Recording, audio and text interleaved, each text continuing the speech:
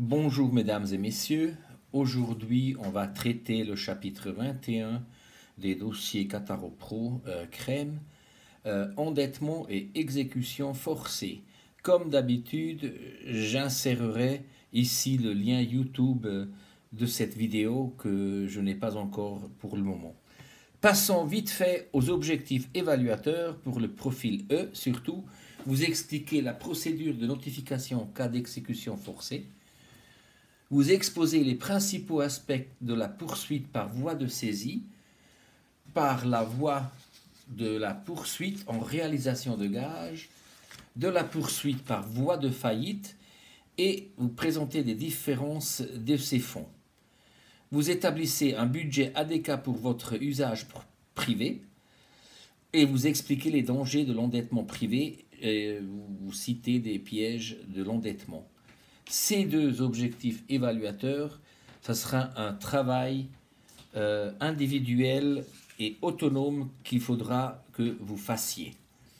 Alors, passons, avant que vous, pardon, on ne passe pas encore nulle part, avant que vous vous noyiez, faites attention aux dépenses imprévues, spontanées et surtout aux dépenses par carte de crédit ou de débit. Introduction. Alors, vu qu'on habite et on vit dans un état de droit, le créancier ne peut pas obliger le débiteur à régler ses dettes en faisant usage à la violence ou à l'intimidation. Voilà, c'est l'État qui détient le monopole de la force. L'État a donc créé des instances administratives pour les procédures qui permettent aux créanciers de recouvrer ses créances et de les collecter. La réquisition de poursuite est adressée par le créancier à l'office des poursuites par écrit ou verbalement. L'autorité compétente est l'office des poursuites du lieu de domicile ou du siège du débiteur. Et les offices des poursuites délivrent les formulaires à cet effet. Donc on a le créancier, on a le débiteur et au milieu comme intermédiaire, entre guillemets, il y a l'office des poursuites. Dans la présentation, quand vous verrez OP, l'abréviation c'est l'office des poursuites. Comme je disais, l'office des poursuites joue le rôle d'intermédiaire et n'examine pas si le créancier est en mesure de justifier l'existence de la créance réclamée. Alors ça c'est important. Les frais sont à la charge du débiteur, ce qui sera important pour la comptabilité, perte sur créance surtout. Je crois que c'est le chapitre 22 ou 23. Le créancier en fait l'avance et le créancier peut prélever les frais sur le premier versement du débiteur.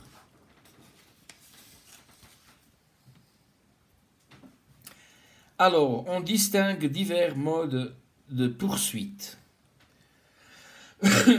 Il est important de comprendre que la mise en poursuite d'une personne physique ou morale débute toujours par une procédure préalable. Donc le débiteur soit inscrit ou non au registre du commerce et ce n'est que par la suite que le proposé déterminera la voie de poursuite à suivre, soit la poursuite par la saisie ou la faillite. Et ici, je vous donne les distinctions détaillées. Donc, la procédure préalable, par la voie de saisie, c'est pour tous les débiteurs non inscrits au registre de commerce. Et la réquisition par voie de faillite s'effectue pour tous les débiteurs inscrits au registre de commerce. Voilà, donc c'est très important que vous considériez que la loi distingue deux types de débiteurs, ceux inscrits au registre de commerce et ceux qui ne le sont pas.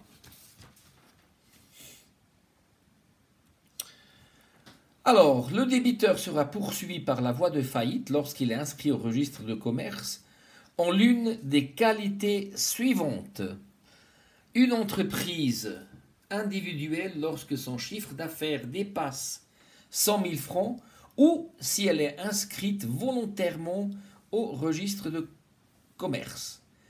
Évidemment pour les sociétés commerciales, les sociétés en nom collectif, les sociétés à responsabilité limitée, les sociétés anonymes et les coopératives. Et après, un cas un peu particulier, c'est pour les fondations et les associations à but commercial. Je répète, le débiteur non inscrit au registre de commerce sera poursuivi par la voie de saisie, que l'on regardera dans les prochaines feuilles.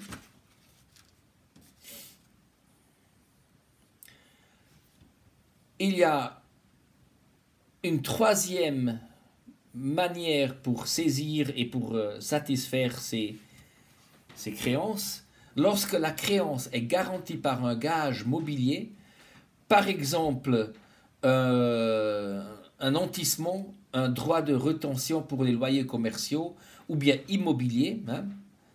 Sur les immobiliers, c'est souvent avec un gage inscrit au registre foncier. C'est surtout la cédule hypothécaire. Le créancier doit donc indiquer à l'office des poursuites qu'il y a un gage mobilier. Dans ce cas, on appliquera une procédure particulière, ça sera la poursuite par voie de réalisation de gage. Plus de détails à suivre, évidemment. Or, le fort de la poursuite. Le fort, c'est un terme juridique qui signifie rien d'autre que le lieu, l'endroit. Donc le fort de la poursuite est le lieu où la poursuite doit être engagée. Donc l'office des poursuites du fort conduit la procédure de poursuite et le créancier doit lui adresser sa demande. Pour les personnes physiques, le fort de la poursuite est situé au domicile du débiteur. Important.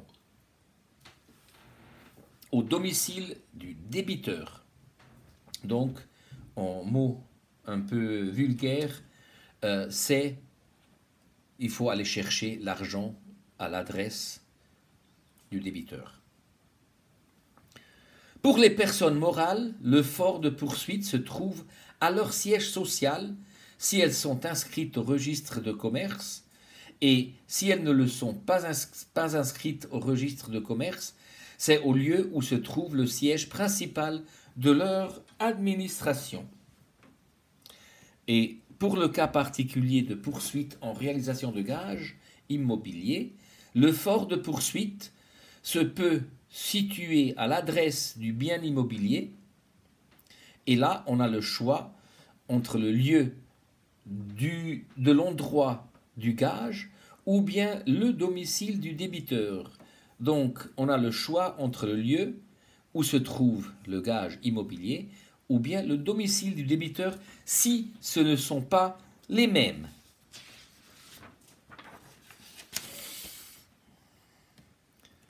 Donc, dans la procédure des poursuites, il y a des férias et suspensions. Donc, ça veut dire pendant des certains temps, on n'a pas le droit de poursuivre. C'est surtout 7 jours avant les fêtes de Pâques et de Noël, comme on l'est maintenant, le 27 décembre, donc maintenant tout s'est arrêté, et du 15 au 31 juillet, ou bien dans les temps prohibés, à savoir entre 20h et 7h du matin, ainsi que les dimanches et les jours fériés. Ou bien lorsque le débiteur est au bénéfice d'une suspension, par exemple grossesse, lors d'un décès d'un proche, ou en cas de maladie grave. Cependant, pendant ces temps-là, on peut toujours adresser la demande de réquisition au préalable. Elle ne sera pas traitée quand même pendant ces jours-là. Mais vous pouvez toujours l'adresser à l'office des poursuites. Alors, la poursuite préalable, c'est la première étape pour le créancier, c'est donc de s'adresser à l'office des poursuites de l'arrondissement de son débiteur. Il remplit alors une réquisition de poursuite. Ce document comporte notamment les noms et adresses du créancier, du débiteur, le montant de la créance, ou le titre et ou le motif de celle-ci. Je me répète, l'office de poursuite ne fait pas d'analyse qualitative si la demande est bien justifiée ou pas. Après, on passe à la réquisition de poursuite. Il faut utiliser un formulaire préparé par les offices de poursuite qui est à disposition du créancier. On peut aussi le télécharger sur Internet et le remplir en ligne. Et l'utilisation du formulaire n'est pas obligatoire. Et on peut l'adresser à l'office des poursuites par écrit ou verbalement. Et les offices de poursuite ne peuvent pas refuser de recevoir cette réquisition, sauf si elles ne sont pas remplies complètement, ou bien les réquisitions qui leur sont présentées. Hein? Et voilà, je l'avais déjà dit, les réquisitions peuvent être adressées à l'office de poursuite, même durant les férias ou autres suspensions, sauf qu'on les traitera pas encore. Donc cela va créer un petit retard. Alors, la réquisition de poursuite. Des réceptions de la réquisition de poursuite du créancier, l'office des poursuites rédige et envoie un commandement de payer selon lequel le débiteur est sommé de payer dans les 20 jours qui suivent le montant de la dette ou de former opposition dans les 10 jours. En même temps, on avertit le débiteur que s'il n'obtempère pas au commandement de payer ou s'il ne forme pas d'opposition, la poursuite suivra son cours. Ça, c'est important. Une faute grave qu'un débiteur peut faire, c'est de ne rien faire. Souvent, les créanciers, ils sont prêts à faire un compromis pour un paiement partiel, etc. À titre personnel, essayez d'éviter des commandements de paiement. Hein. Et si vous en recevez un, parlez avec le créancier. Voilà. Et cette réquisition de poursuite est remise par un employé de l'office ou bien par la poste. Normalement, c'est la poste. C'est juste déjà pour des questions de coût. Le schéma de procédure préalable. Alors, on a maintenant la réquisition de poursuite après l'opération préalable. L'office des poursuites va envoyer un commandement de payer. Donc, si le débiteur paye dans les 20 jours, c'est la fin de la poursuite, et bien c'est tout fini. Ou bien, dans les 10 jours qui suivent, le débiteur peut s'adresser à l'office des poursuites avec une opposition. Alors, si dans les 20 jours, il ne fait rien, ce que je viens de dire, c'est en fait une acceptation tacite. Hein. Ça veut dire qu'il accepte le commandement de paiement. Et si dans les 10 jours, il y a une procédure de main levée, alors le créancier devra bien sûr parler avec le juge. Et selon la nature de la preuve de la dette, il y aura une action en reconnaissance de dette, une main levée provisoire ou bien une main levée définitive.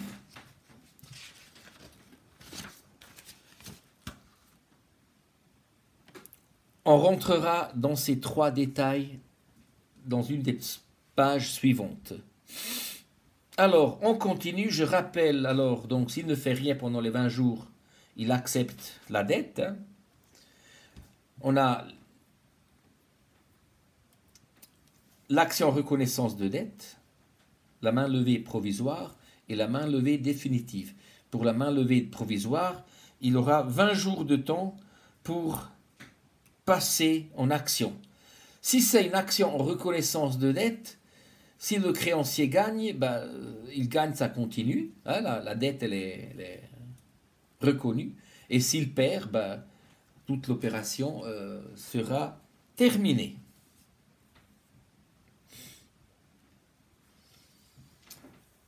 Alors, s'il y a une action libération des dettes, hein, s'il gagne, le débiteur, tout est fini. Et s'il perd, ben, ça continue, ça prend sa procédure. Et ben, en plus, ben, si le débiteur ne fait rien, ça continue également. Et après, on passe à la réquisition de continuer la poursuite. Et là, on a un délai d'1 an maximum depuis le commandement de payer pour collecter la dette.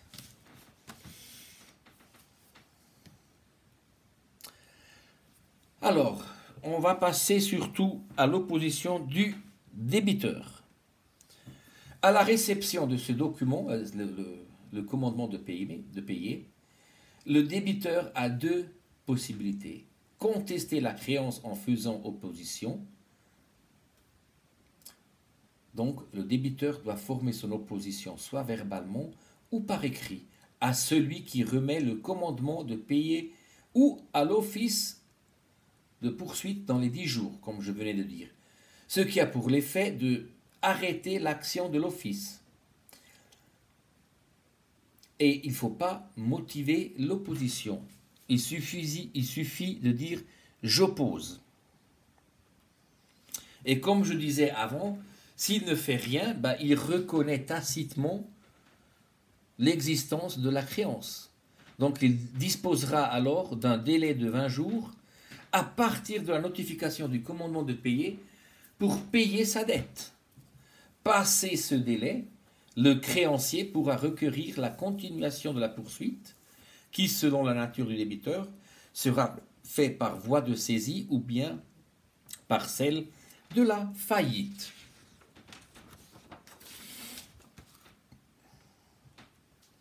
Alors, la procédure de main levée de l'opposition. Alors, selon la nature de la preuve, il pourra faire une main levée définitive, la main levée provisoire ou bien l'action en reconnaissance de dette. On passe aux détails. La main levée définitive. Le créancier possède un jugement exécutoire, c'est-à-dire un jugement qui ne peut plus être remis en cause et le délai des voies de recours étant expiré. Alors, un exemple, jugement de divorce, amende suite à un jugement pénal ou à un impôt ou un droit de douane. Donc, du coup, le créancier peut requérir du juge la main levée définitive de l'opposition.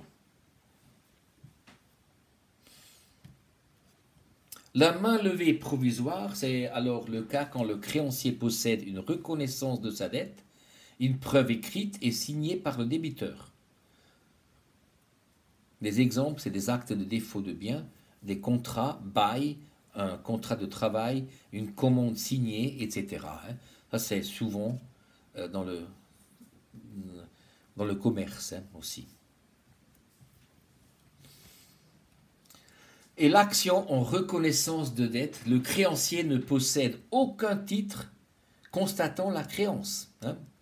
Donc, il faudra certainement prévoir une audition de témoins ou d'autres preuves s'ils en existent. Et le créancier peut agir par voie civile ou administrative pour faire reconnaître son droit. Il ira donc définitivement devant un juge civil ordinaire. Et comme j'avais déjà dit, il y a un délai dans une année qui suit la notification du commandement de paiement. Donc ça se passe assez vite fait dans les 12 mois. Et je me répète de nouveau, si le débiteur ne conteste pas la décision de main levée, pardon, la poursuite pourra continuer par la voie de saisie ou de faillite. L'action en reconnaissance de dette. Lorsque le créancier n'a ni reconnaissance de dette ni jugement exécutoire et que le débiteur conteste la dette, il peut intenter une action en reconnaissance de dette pour faire valoir ses droits. Et le créancier doit donc prouver l'existence d'une créance en fournissant au juge toutes les pièces justificatives en sa possession. Il peut proposer l'audition de témoins et le juge mesurera les pièces et les arguments des deux parties et en rendra son verdict. Et si le verdict est positif pour le créancier, il pourra continuer la procédure de la poursuite et ça sera soit par voie de saisie ou par voie de faillite si le débiteur est inscrit au registre du commerce et par la voie de saisie si le débiteur n'est pas inscrit au registre de commerce. On va regarder le schéma pour la réquisition par la voie de saisie. Voilà, donc réquisition de continuer la poursuite. Après, il y aura par l'office des poursuites un avis de saisie. Et là, il y a 3 options. Un procès verbal de saisie, de salaire ou des gains. Un procès verbal de saisie de biens. Ou bien un procès verbal avec acte de défaut de biens. S'il ne peut pas payer. Après, il y aura une réquisition de vente. Si jamais il y a un sursis éventuel c'est disons par exemple un arrêt des férias, par exemple maintenant Noël ou bien Pâques, et la réalisation de la vente. Et après il y aura un règlement ou un acte de défaut de bien si la réalisation de vente n'aboutit pas à couvrir toute la dette. On regarde l'acte de défaut des biens. Alors, si le débiteur ne peut pas payer la créance due à l'entièreté, il a encore la possibilité de demander à l'office de l'octroi d'un sursis, un arrêt. En payant immédiatement le premier acompte, l'office de poursuite peut lui accorder la possibilité de régler sa créance par des mensualités, mais au maximum en 12 mois. Là, c'est disons la dernière possibilité de régler sa dette en payant partiellement.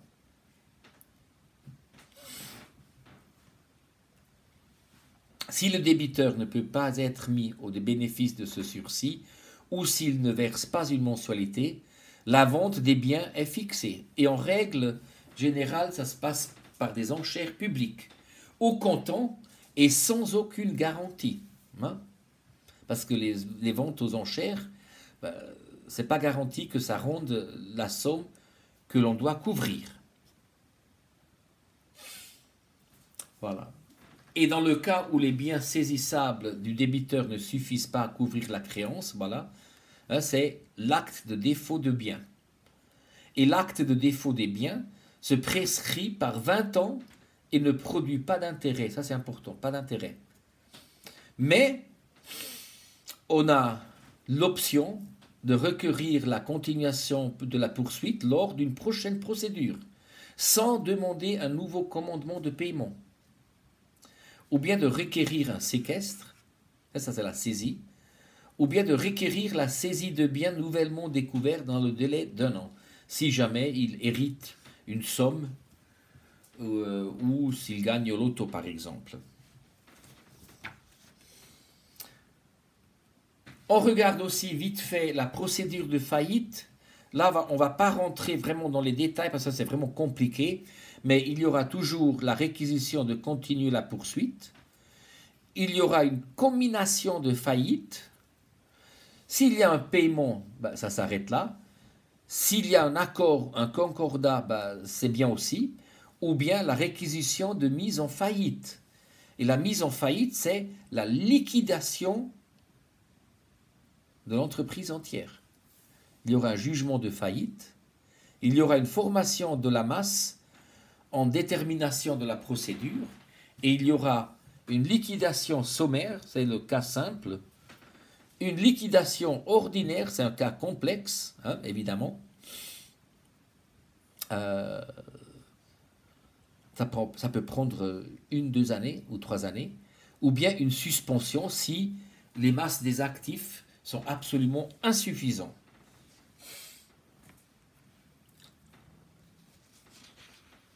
Voilà, ça c'est l'aperçu sur la procédure de faillite. On regarde également la poursuite en réalisation de gages. Je vous prie de tourner votre tête de 90 degrés parce que je voulais mettre cette image sur une feuille seulement. Alors, il y aura le créancier qui fait la réquisition de poursuite. Il y aura le commandement de paiement. Hein. Si le paiement se fait en totalité, ça s'arrête ici. S'il n'y a pas d'opposition, ben, ça va passer à la réquisition de vente. Ou bien s'il y a une opposition, hein, ben, les 3 variantes de l'opposition. Et voilà. Et puis ça passe à la procédure de main levée, la réquisition de vente, et il y aura un avis de procédure de réalisation. Soit le paiement suffit pour couvrir la dette, ou si la réalisation de gage ne couvre pas la somme entière qui est due, il y aura un certificat d'insuffisance de gage. On regarde aussi le séquestre. Donc, lorsque le créancier peut craindre que le débiteur ne tienne pas ses engagements, voire essaye de cacher ou de soustraire des biens à la poursuite, il peut demander au juge une ordonnance de séquestre qui permettra dans l'urgence une mainmise d'officiel sur les biens du débiteur indiqués par le créancier. La demande doit être motivée, rendant vraisemblablement l'existence de la créance et les conditions de séquestre. Par exemple, si le débiteur n'a pas de domicile fixe, s'il y a danger qu'il s'enfuit, ou qu'il prépare sa fuite, ou bien s'il n'habite pas en Suisse et il a des biens en Suisse.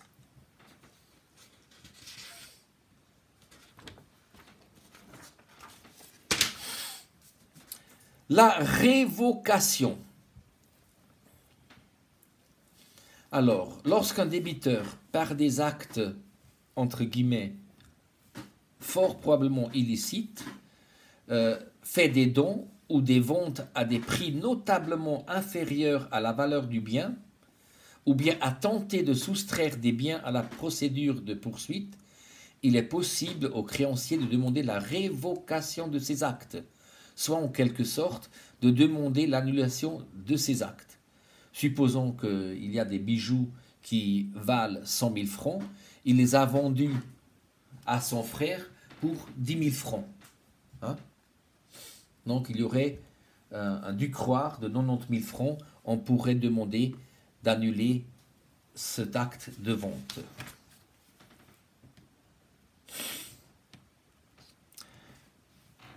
Pour le chapitre, les exercices 21.1 au 21.8 sont très importants. Le test, vous regarderez sur le plan semestriel individuel par classe ou bien par sportif individuel. Et puis, dans les objectifs évaluateurs, il y avait aussi les mots pour l'endettement et le budget. C'est le chapitre 21.7. Je ne rentre pas dans ces détails-là dans cette vidéo. Si on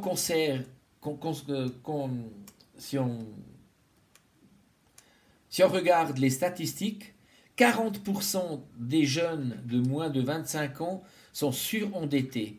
Donc il est fort conseillable de lire et voir comment planifier ses revenus et ses dépenses.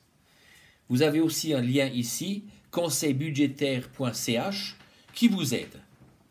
Ça, c'est un travail individuel, en propre responsabilité. Et par ces mots-là, je termine cette vidéo et je vous remercie de votre attention.